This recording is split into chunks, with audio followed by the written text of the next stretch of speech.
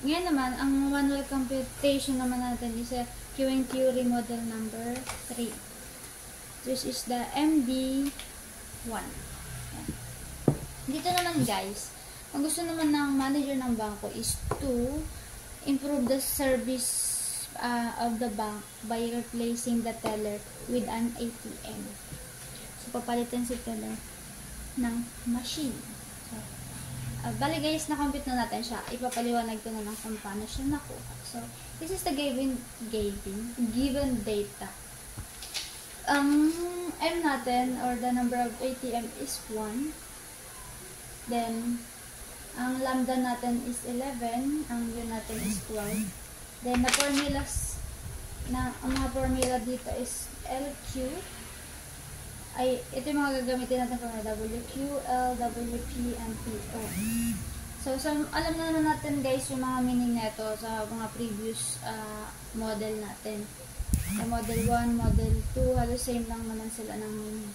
So, sa una natin guys, complete natin is sa LQ.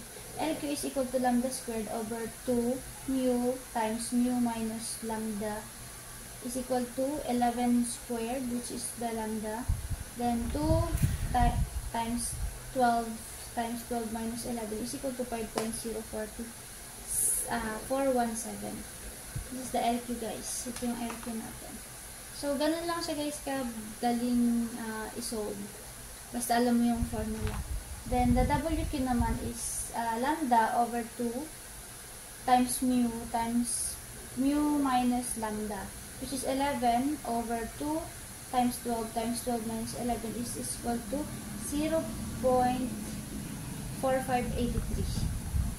Then, the L natin is equal to LQ. Kaya nauna yung LQ kasi kailangan natin siya sa ibang formula.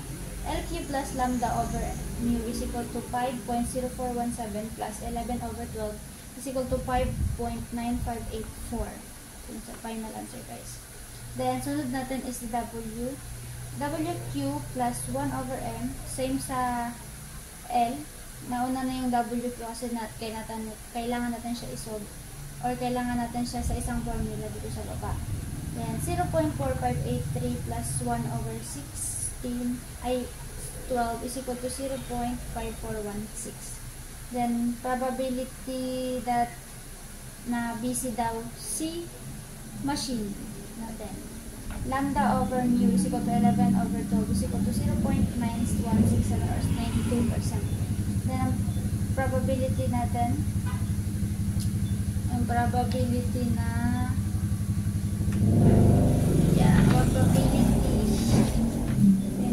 probability there are no clients. Yung PO pala, ang PO ay yung probability na wala tayong mga clients sa bangko. So, 1 minus P is equal to 1 minus 0.9167 is equal to 0.833 or 8.33%. So, dito naman guys, gustong malaman ni manager yung total cost na gagastusin niya if magdadagdag siya ng isang machine. So, same din naman sa computation or sa formula ni model number 2, which is total service cost per hour is equal to M times CS, then total service per shift plus TS per hour of times the working hour. And guys, pipitin natin guys. Ganito siya. So, total service cost per hour is equal to M times CS is equal to 1 times 5 is equal to 5. So, tama. Then, TS, total service cost per shift is TS over hour times working hour is equal to 5 times 8 is equal to 40. Then, sunod naman sa B or the total waiting cost per hour is lambda times WQ times mu.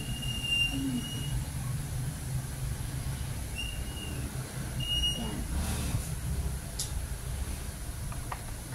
Times CW pala siya guys, sorry. CW. So, 11 times 0.4583 times 6 is equal to 30.2478. Then sa total waiting cost per shift is 30.2478 times 8 is equal to $241.9824 yun guys. Naka-base tayo sa dollars. Then, ito na yung kailangan ni bank manager natin, which is ito, total cost per hour and the total cost per shift, which is the important natin shift.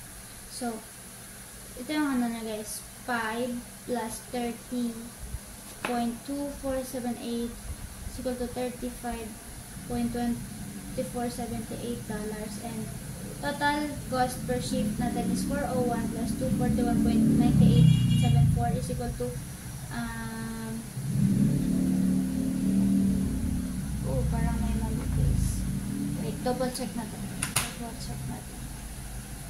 281 401 plus 241.9874. Mali nga siya guys. Ito, ang total cost per shift na is 642.99. Yan guys. Ganyan lang guys kasimple ang model number 3 natin na just sa queuing theory. So, ito yung mga nakuha natin sagot guys. So, tugma naman siya sa ating nagtototal naman yung percentage niya. Then, okay guys. Tama naman siya. Sana may natutunan kayo. Thank you!